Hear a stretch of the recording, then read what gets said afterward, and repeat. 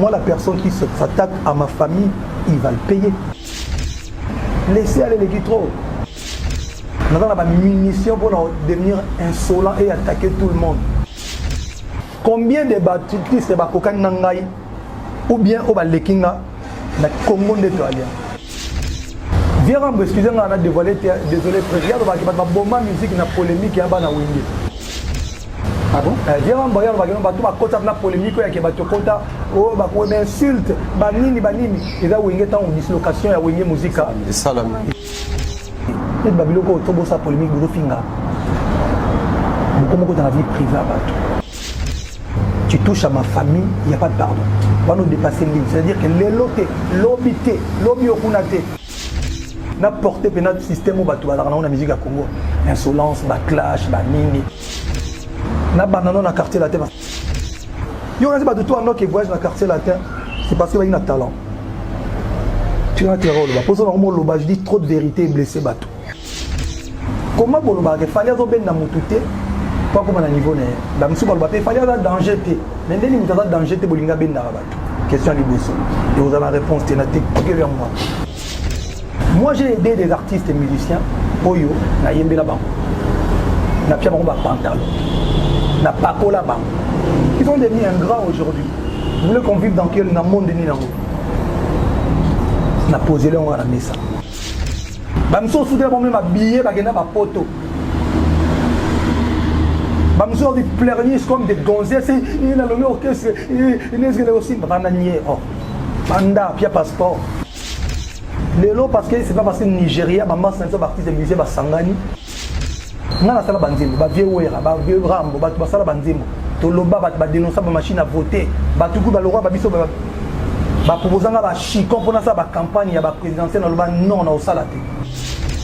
Je n'ai pas besoin de donner force à l'homme politique. Son conviction dans la banque de Koutanate. C'est aussi simple que ça. Les lois est comme il temps en photo le bas, bateau à Kambabiso. Que Bamou a la réalité en face. Bamou a la réalité en face. Et dans un album ma vie Nabiso, Félix va dire que demande le peuple. Il y a moi là, ça dit c'est pas compliqué. Ça dit aujourd'hui, moi je comprends pas. Ça dit son gars il est de Mukonzi. Il dit bien dans le Ouaga à Chenga, ti la gare centrale. Donc on comprend déjà que demande le peuple. Moi, je suis le président du Congo. Je suis le président du Congo. Monsieur le président, je suis le côté Congo, ça ne date pas d'hier. Ça dit c'est du réchauffé. Et ça fait plus de 20 ans que ça existe. Et on a dénoncé, on a fait des chansons en 2013.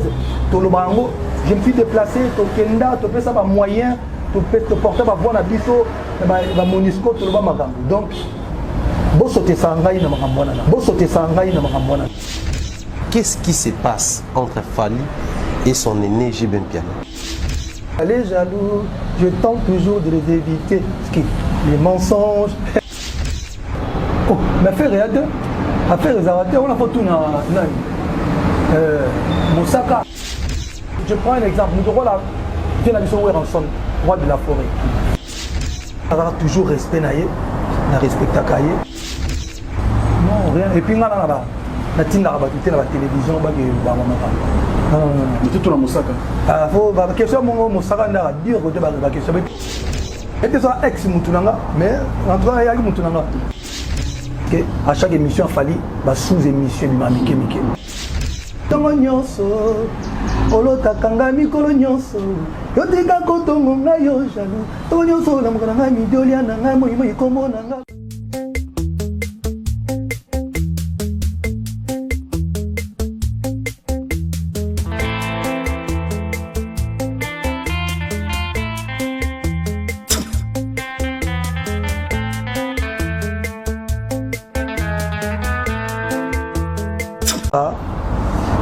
Ça m'a fait du bien, donc voilà, j'ai repris un peu de sport aussi, un peu de quinoiserie, voilà. Avec différents concerts, différentes prestations, Kinshasa a bien accueilli, on l'a vu au Shark Club, on l'a vu à Maluku, les concerts privés n'en parlons pas, là vous revenez de Brazzaville, ouais, avec l'équipe. Ouais, je suis là depuis avant-hier, ça se passe plutôt bien, c'était un concert privé que je trouve que c'est pas vraiment important d'en parler, mais bon. Je suis à Kinshasa, j'avance, je viens de sortir mon single. Je suis revenu pour essayer de bosser vite fait pour préparer la tournée. Juste après ici, on attaque une tournée africaine. Et puis voilà, hein. on est là. Très bien. Voilà, Thierry Mombaya, les pharaons. Voilà, bonjour Fally Poupa. Les pharaons, ex-pharaons, l'excellent. L'excellent. Droit d'auteur. Hein. Bon, droit d'auteur, je dois m'aller. Écoute ça non, moi là.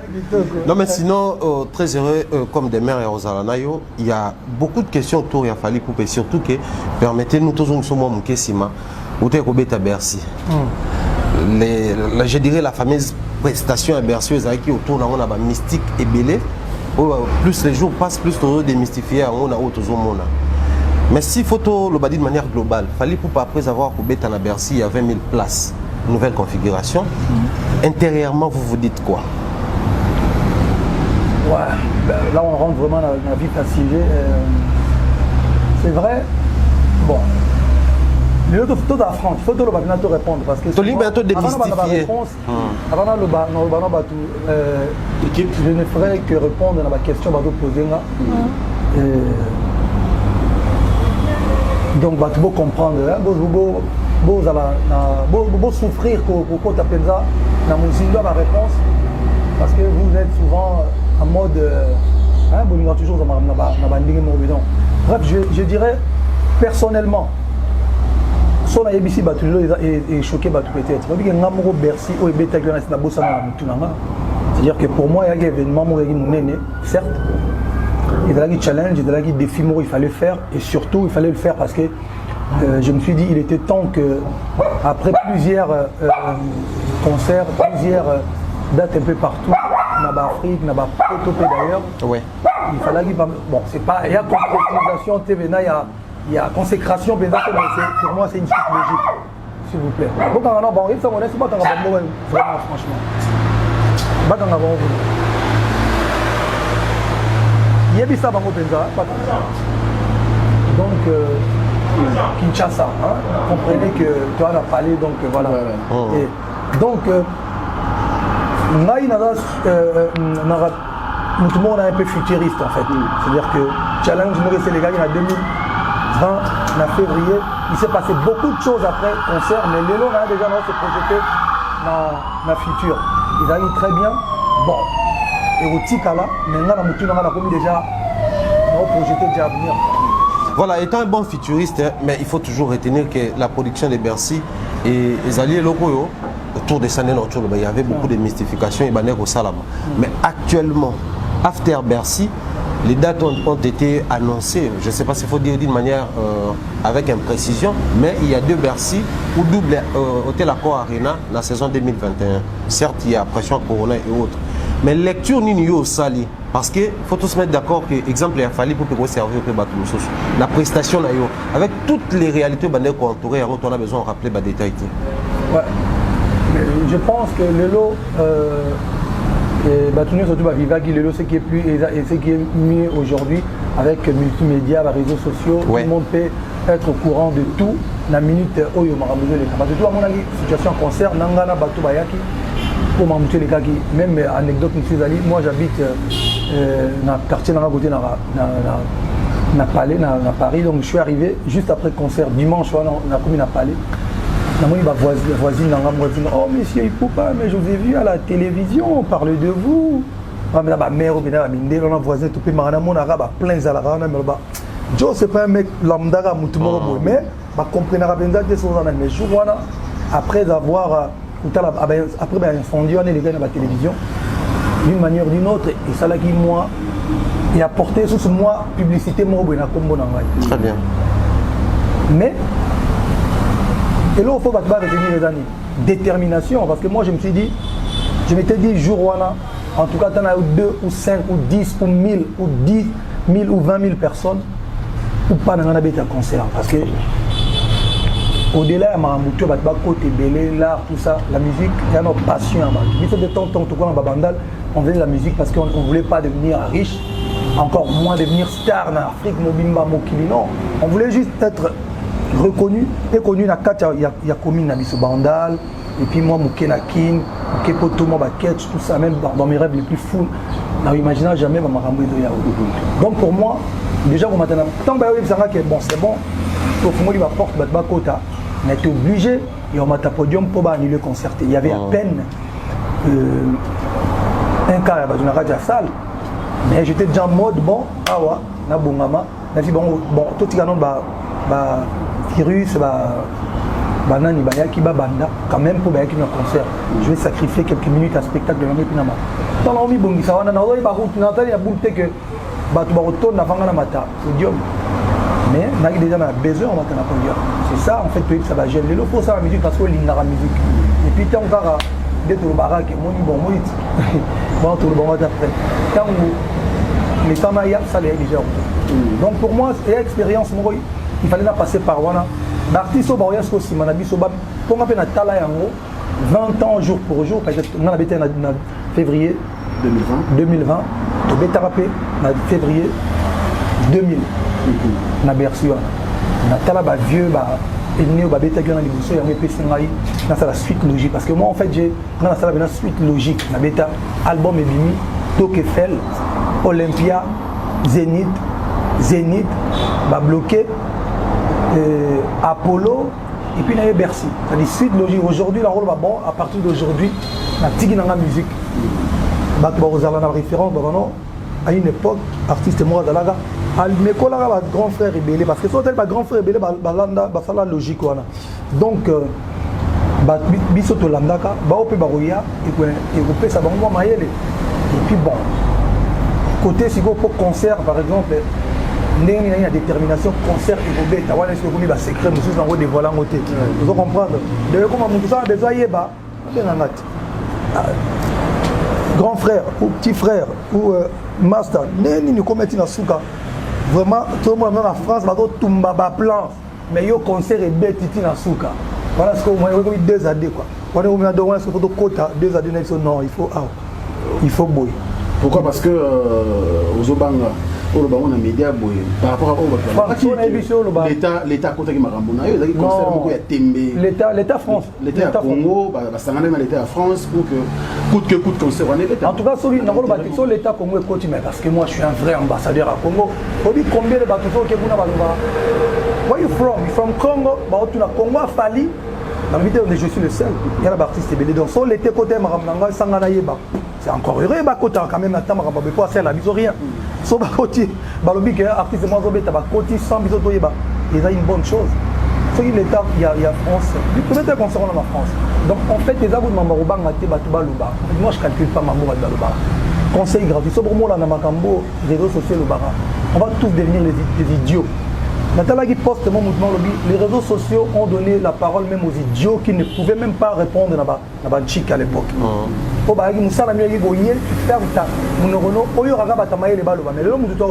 Alors si vous voulez commencer à suivre votre retour à devenir dingue, il faut que tu aies un principe. C'est-à-dire moi je suis un homme, il y a un principe. C'est-à-dire dans le baraton il a 10 ans, les lots, et vous ne changera jamais. Maman dans le baraton, heureusement les lots, les réseaux sociaux ont bombé la balle. Et ça réel tombe la balle. On a un principe. Je ne répondrai jamais à ma gens à Marabaratabon. Et ça dit que le préfet ne pouvait jamais annuler le concert. Il fallait pas annuler un concert dans la Cigale. Donc, il faut annuler le concert Tour Oyo. Et il a été annulé puis il a liché à Bongo. Vous comprenez. Donc, il y a des procédures à faire. Il y a des marambos suivre et marambélé. Et on a lobby, maram sousou, doit mériter. Nous avons un coup de fil pour dévoiler le blog. Nous avons un coup de fil kaka. Et au lobby. Mais bon, je ne suis pas le seul et je ne suis pas le dernier. Concert. Et puis les lopés, il faut que les pailles, les amis, il y a Diak United. Ça va bien parce que conscientiser les bateaux, bon. Il est temps quand même que les communautés diaspora nabiso bapona so balingi concert ou bien balingité et puis diaspora pona gi tolingi concert. Donc moi je suis l'artiste nana na ba démarche sur la salagi ba rope ba salagi ba démarche voilà. Si je peux me permettre bien sûr, toujours restant dans les concerts, les prestations, l'année prochaine déjà double Bercy ou encore double Accor Arena comme l'a dit Thierry Mombaya tout à l'heure, mais j'aurais appris que la France est en train de... n'est pas en train, ils ont même fixé la date, ils ont réconfiné la France pour à partir du jeudi soir déjà et tout. Avec la situation actuelle du Covid-19, les autres tirent à bisauter. Est-ce que si ça ne va toujours pas, Fally Ipupa va peut-être annuler son concert pour protéger la communauté, même si on déconfine? Ouais, en fait, Demeure, merci pour notre question, il a vraiment bien. France va déconfiner déjà à partir de jeudi. Quand on projette la date, encore une fois, moi quand je suis allé faire accord à Arena Liboso, il y a une date, il y a organisateur moyen à l'Obipoto-Beta, Bercy. T'es chaud, on le fait ou pas? Quelle période? Septembre, bon, septembre c'est peut-être un peu tôt. On a d'autres choses, tout pour Sango, année prochaine, pour ça la guerre. Pareil, autant aussi ces concerts, on fait tant aussi de concerts à Arena Liboso. Moutou avec un concert, c'est un tourneur, avec un concert et belé. Il y a un concert, l'artiste est belé en France. Mais en Gouma, on a un concert, il y a Fally. Ils allaient quand même un peu spécial avec mais Joe Oyo. Bon, bien sûr, les gars, on a quelques chaînes, il y a Poto, Skyrock, mais pas d'artistes français. Mais si peu. Parce que c'était pour la première fois, achat d'habiller en vente, comme on a habillé vieille pièce aussi, là, pour les habiller, il y a des fausses, habillé à ligne. Donc on comprenait que je suis comme les alliés. Et puis, s'il n'y avait pas cette histoire, il y a boycott, il était déjà parti pour achat de date. Mais il y en a qui, bon, un peu plus compliqué. Juste quand après le concert. Parce que de toute façon, on doit engager mon visage, on a un businessman, il ne peut pas se permettre de gagner le roté. Juste après le concert, on dit non, je suis chaud pour tout ce concert en septembre. Voilà, tu as été Covid des Oya. Donc en fait, Mambo Tolo Belango, l'année prochaine, comme en 2021, il fait tout bête en septembre. Ok. Il y a une tournée.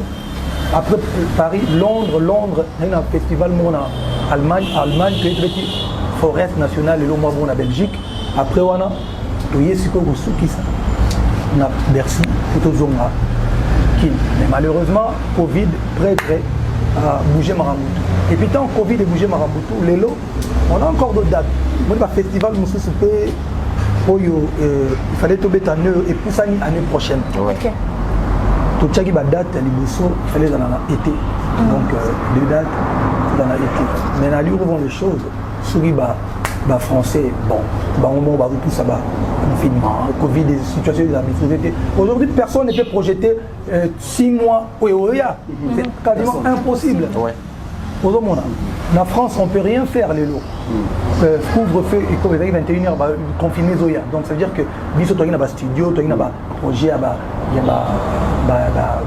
la promo, sortie album, nous sommes tous allés bouger. Donc il y a que ceux qui situations changé. Pour ça que le concert, je dévoile aujourd'hui. Nous avons déjà été trop juste parce que la monnaie que d'Adjoufabé a Parc des Princes, pour ça qu'ils ont après. Donc c'est ce qu'on a prudent, tout pousser dans décembre. C'est-à-dire concert dans bon, nous avons sécurisé 50% en décembre. C'est-à-dire que ceux qui confinement, ceux qui peuvent avoir la vie, ils vont à la normale dans la France. Et là, été l'année prochaine, juin, juillet. Puis c'est bon, c'est bon, décembre, il y a 2 dates. Et ceux qui poussent à choisir parce que les Américains jusqu'à aujourd'hui vont confiner. Les Canadiens vont sous confinement, donc voilà. Donc, mais Covid n'est prêt très les lots. Dans le même ordre d'idée, Fally Ipupa, après concernant la Bercy, c'est qu'il y a eu ce qu'il y a eu. Mais après, confrère Nayo et lequel passé le vote de la forêt a annoncé date, le 12 juin 2021 aux Amazonies de Paris. Il y a Fabregas qui sera le 13 mars double mixte à Lyon. Okay. Et puis il y a aussi Kofi Olomide, encore U Arena. Est-ce que Fally te voir le bannier ou zongi sindule na photo ou peut se bannier en courage ou bien ils en ont naturel? Dans le vocabulaire, on a un bon écoute. On a zongi sindule non, on a la bête qui est en Suisse, on a la date avant Bango. Et puis on a la bête quoi, zongi ça, tout ça. Je ne suis pas dans le délire, non, on a zongi ici. Namoni le comment le waba tu vas le cabas numéro 1 2 3 4 7 non.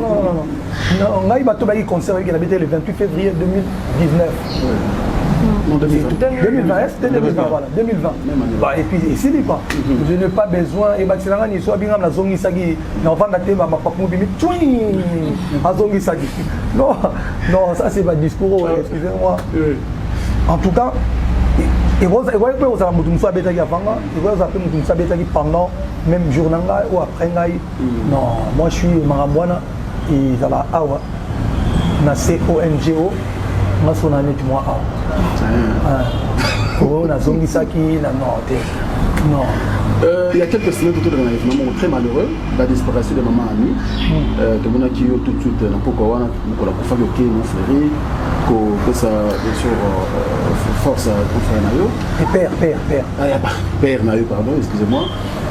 Fallait pas un petit témoignage pour la maman Ami, parce qu'on a appris dans une égyptienne de la Colombie, non, on a eu un bien comment on a bossé. Un petit témoignage pour la maman Ami.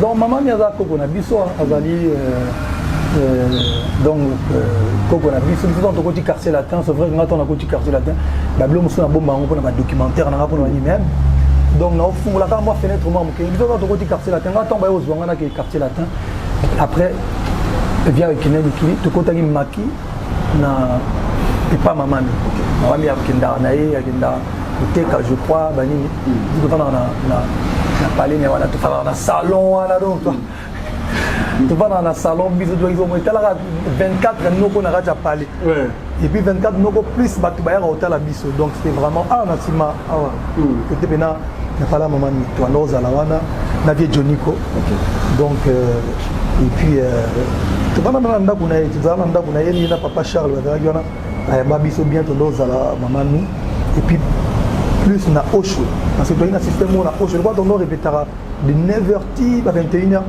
on a comment so bo komiona mama miso no lamba ba liboso na ba pondu ba makayabu ba misa o kauka makayabu sila mungu deux fois donc on a obligé so yo za moi je crois qu'on a discuté na champion esthétique on ba $10 non et on a $10 au série on a biso $10 tono za no pamba te oui ba kanji c'était moi au sakanate donc on imaginer que babdama $10 impossible parce que tout côté là non aí ba biloko moi ba franc à l'époque donc voilà il faut répéter 9h tant il y a à utiliser ya bandu beta so ba ponu la pause tout on va pause déjeuner en fait toi on va pause déjeuner quoi ah bon ah ouais to zi to beti ponu la maman mi nini après bino bano yo musique en Marcus Antoine.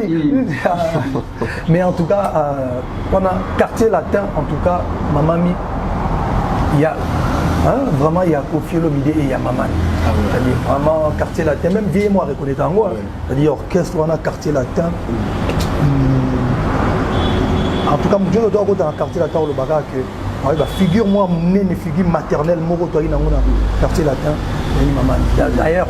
Et au ressenti on a bandé beaucoup à vie dans la donc voilà il fallait vraiment que tant que vous avez une nouvelle voilà on a que maman a parlé et puis voilà paix à son âme l'enterrement peut monde qui une photo mais Fléau me côté la musique congolaise on dirait pas polémique na bino musique et comment il y a même tina ba vie privée et comment il y a même tina ba vie na biso normal autour maman mi azaki moto beaucoup les batu belé na active na des gens vivants mais l'ancien mine de bien quartier latin tout le monde qui nous a donné non seulement bah yété bah c'est bah témoignage acheté tout le monde bah le bétail le communauté et puis au-delà de tout ça bah koulou tout le monde il y a wenge public ils ont quand même battu bah observer bah mon équipe le Kenya qui n'a pas eu wenge il y a qui connaît tous la bango mais type marambo sili boye bah c'est comme on a dit fallait proposer un musicien aux vraiment véridique et puis au niveau du village est-ce qu'on a quelque chose pour nous la polémique vous avez tout le matin normalement pour ma présence. Ok, en tout cas je pense que je suis pas là pour donner des leçons à Badou mais je pense que l'autre base doit appeler artistes et musiciens congolais au Bazali au devant de la scène aujourd'hui, nous avons fait partir dans le monde, c'est-à-dire qu'il y a des gamins devant la biso, peut ça moi conseil il y a relation moi sur les camots il y a bien so bon c'est vrai aujourd'hui nous sommes dans l'occupation naïe tout obligé nous tenir sur Twitter il faut absolument dans la matanga parce que nous avons beaucoup failli aux agitants sur le confinement quelque part ou dans la tente donc ça peut arriver bon na banano na quartier latin parce que quartier latin c'est une grande famille. Très bien. Moi, il y a une grande famille là, que même si on a la famille biologique, tu auras toujours. Attends, c'est un grand frère, ton cousin, ton bébé banara, ton cousin. On a un principe dans la vie parce que nous encore une fois, on a un principe. Il y en a deux choses. Oh, il y a la vie à Moutou. Normalement, on a raté obsèque, ma funéraille, ma tante, la mariage à Moutou. Les Moutou, on a pu Moutou, mariage, so raté, on a une bonne raison. Matanga mutu non soit kufeli il faut avoir une bonne raison bana mai ou ba grand frère ou ba petit frère ou ba petite sœur ou ba grande sœur ou ba zalagité na matanga ya mama mi o ba bato balika na quartier latin sauf so ba la raison moko valable c'est à dire que matanga eza na Kinshasa na kangami na poto et bembeke pour na poto na kangami na Turquie ou bien na Brazzaville ou bien na mais so bana boza na kin boyete il serait mes condoléances. Je trouve ça, il a bien été. Si on a un poteau, ma mamie na Paris, boye pété, sauf qu'on a raison vraiment valable. Solité, c'est ça qu'on a la musique, non, parce que via Soula, via Salagi boye. Oh non, boye na boye. C'est dommage quoi, au moni. Dans le but, il vient parfait. Il vient à parfaité. Avant de ma bénaï. Sûrement avec ça, bateau moussous. Mais à un moment donné, mon alobango, tant que tu as quartier là, tu es prêtre à la rater. Tu es mon amour qui était prêtre à la rater, tu as quartier là. Tu es mon doudar, le bon à la quartier, tu as déjà prêtre. Prêtre à la rater, prêtre, tu as Kofi Olomide. Certes, tu as un talent à biso. Bateau moussous va la test, bateau moussous va la les cas va voir la tête à biso. Nazala ni test et l'euro ça dit ngayo va transfert le plus cher de l'année. Na bana chemise on lavé batina ba ozwanga na yé quartier latin et puis na kimi na boy quartier latin. Je pense pas il y a 3 4 5 musiciens quartier latin ba sala bongo. Sauf bateau tam so ba yebana déjà au monde. Mais en tout cas même na bateau ba yebana déjà prêtre c'est pour faire le vidéo pas pia biso na bilamba na ba mbongo asomela na ba car ba musu ba la boye bana mo ke voyage raté. Après ta biso tout le monde a maman. Bon. C'est que bonnet tu m'as coupé maman je pense que surtout plus sur ta quartier latin il faut rendre moi sincère pour comprendre que bon viens pas sur la moi mais il y a deuil maman m'a coupé quand même ma présence tout ça on doit bien avoir valeur à Yebomoto parce que ma rambo il y a un jour tant beaucoup t'as un ba kanda moi avec internet tu as ici comme beaucoup dans la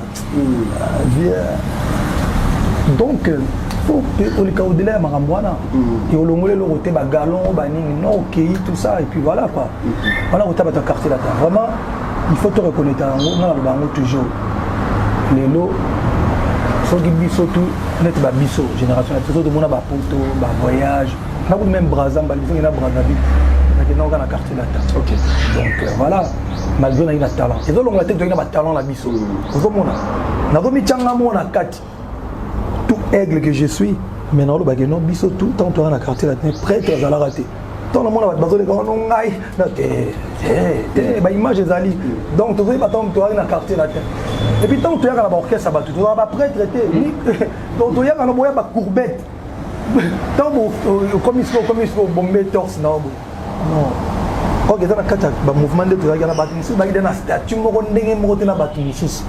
Tu as besoin de bangote. Ça dit que nous avons un statut moroté na batu musis. Mais prêtre mutu matanga mutu il faut que surtout sur ta quartier la terre obena batina comme le monde formule bat bango on a kenda miki mais pour un talent na mon frère bat nous soit beta na orchestre na biso to mema bango par humanisme ba méritaru tam so beta na boke voyage te yo na ba de toi no que voyage na quartier latin c'est parce que il a un talent. Tu as un terreau là-bas. Pour ça, je dis trop de vérité et blessé bateau. Pareil, moi, on a un groupe d'anga qui a mis sur la mémoire parce que, bon, tout met ça dans Agendegak. Pareil, il y a un groupe de surtout. Alors, tant que tu as un non, il faut un talent dans la stop. Il faut pas fouiller ce qu'on a qui talent au salani. Bilon au sala. Est-ce qu'on a baba rebeta? au côté ça combien la carte là. Toi, donc il y a des bateaux indispensables, les bateaux bouge trop. C'est-à-dire que voilà, faute de mieux, ok. Mais à un moment donné, il faut. Il faut comprendre que ça quartier là, t'es prêt, t'es guérant. Son mère a confié le média pour fou. Mon gars, il faut arrêter vos trucs là, Boya, Matanga. Et puis on passe à autre chose. Non, quand même, il faut remercier mon Kiliba, mon Akira. Après, c'est ça que Bimi a battu à l'orchestre, je trouve ça dommage. Moi, je n'étais pas là, je n'ai évité sur le biata, mon Rotariaki. Bon, peut-être pas qu'il y a une occupation à Bango. Manda chante c'est un frère, c'est un vrai. On a franc parlé. Et puis parmi bateaux, Nabil, aussi, Tata Mobile, je pense qu'il a présenté des condoléances. Donc voilà, et pourtant, vient Nabil sur Adolphe, il y a un internet, sur la moindre mais au moins il est temps à Matanga à comprendre qu'on a vieux. Tout le monde s'en a arrêté à comprendre que c'était la période Moroboye. Après ça, on va être conseil. Donc je pense que il surprend les gens de l'objet qui est vieux à ta mort. Bon, sûrement, il va y avoir un téléphone. Tant que il va y avoir un téléphone, il va y avoir un vieux, un empêchement, condoléances, bien par le biais de Moutoumou, il va y avoir un message. Il faut les lots, tu vas comprendre en gros que tous les artistes et musiciens, on forme une grande famille. Tout le monde a tout cabani na moi idée moi problème avec Kémiké oh écoute là on va problème moi mais il faut quand même à un moment donné tout peut ça exemple tout peut ça et image moi il y a tout moi baza quand même moi instruire bateau moi baza moi bateau moi va réfléchir ça bah moi côté moi il y a moi qui bon moto parce que mon il est là artiste musicien comme mara artiste musicien les gens nous traitent de voilà de musicien et entre autres, comportement, on l'a bien le monde, on va y répéter. Je pense que si on a fait les mamans, tout le monde a tout papa, tout le déconnaillé, le roté, ne serait-ce qu'un coup de fil, ou bien représenter ma condoléance, puis tu continues ta vie. Voilà. Très bien. En tout cas, merci énormément pour ce message que tu as passé à tes anciens collègues, à tes aînés. Mais j'aimerais connaître la place de la polémique dans le milieu de la musique. Parce que aujourd'hui, dans le passé, vous faisiez la polémique juste pour que Karabos la Sagabi soit l'équipe, parce que mon thème m'a continue à la polémique à musique. So comme il à niveau ya Moutakufi ba kete. To Moutabeli ba ete Moutakufi ba seki et bembe. So les autres à ba niveau ana la place de la polémique. C'est quoi le rôle de la polémique dans la musique au fait? En fait, merci beaucoup. Je suis un artiste et musicien, donc je suis obligé de répondre. Okay. Mais sauf que Ngai, on a tout à l'heure. Il y a un musicien congolais et puis on a honnêtement Madagascar tu vois na moi les bandes na kota na bango wana té en fait les lots au moins il y a biso Dieu merci na un montant avant dans ba non Dieu merci l'époque na biso ba réseaux sociaux ça rapide trop bon et na se rattrape pas vraiment à l'heure je pense ça dit na ba c'est bien. On a évité moi polémique. À l'époque, on a dit musique. Il faut comprendre que moi, idéologie polémique est là qui te management, insolence, attitude. Vous remarquez en autant que le quartier latin du Bosso. Donc, à part le quartier latin des autres, donc. Ça va guerre en dingue, ça va guerre à ma carte, tout ça va la attitude, moi, il y a une douliste polémique, tout le monde bongo, la guerre, moi, ma clan. Avant, aujourd'hui, quand je pose la question à bateau, avant Bisso, non, à l'époque, les artistes musiciens se fréquentaient. Au moins, il y a un papa qui a un Moutuboye, et Joumo Vira Mbazo Betelanga, qui à l'époque n'a pas parlé viennent à où est en sol, on vient à Oji Ben Pianabera, puis on a parlé. Donc, à l'époque, les gens se fréquentaient dans Bandako. À l'époque même, Luambo, il paraît, à Fouta ou classe ou à Memaba, n'a pas oué, Manabakoto, il paraît, j'affirme rien, mais dès que papa oué, il y a un mot, donc, il y a pire, il y a